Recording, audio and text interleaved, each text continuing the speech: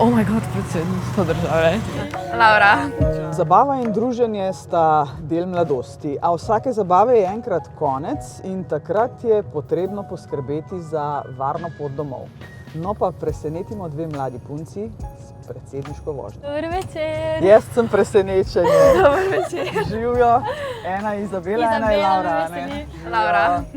Kaj ste pričakovali? Jana Plestenjaka, Nino Pušler,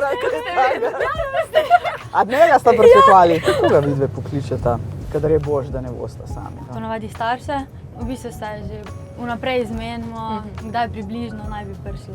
Ponavadi so starši. Ja, naj se pa starši tudi zmenimo za kak taksi. Pa tudi, če je to ob 3 zjutraj, nič narobe. Pač ni narobe. Kako je pa med mladimi? A veste, kaj me zanima? A je ta zavest med mladimi danes, da res pijani ne sedejo za volan? Kakšen imate vidve občutek med vajnimi frendi, v kakšnih drugih skupinah?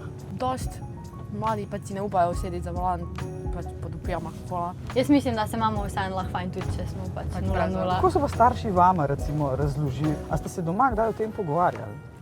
Ja. Meni mami vedno, ko me odloži, mi reče po pameti, Ali pa pokliče pamet v glavo. Ja, pamet v glavo. Pa vedno, če bo karkoli narobe, poklic. Bom imela na glas telefon. Ja.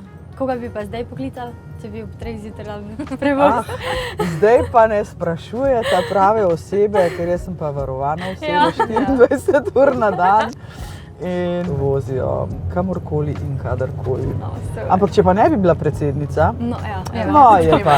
je pa moj mož tisti, ki mi ni problem sred noči vstati, in tudi moram reči, da moj mož največkrat, če sin rabi, je kar lepo on šofer. Skratka, jaz mislim, da ima vsak v svojem življenju nekoga, ki ga lahko pokliče. The best day. Hvala. Prijetno je bilo. Ko je zabave konec, lepo prosim, poskrbi za varno pot domov. Pokliči svojega heroja v pižami, naj bo to starš, prijatelj ali pa predsednica. Važno je le, da prideš varno domov in da ne končaš v bolniški postelji.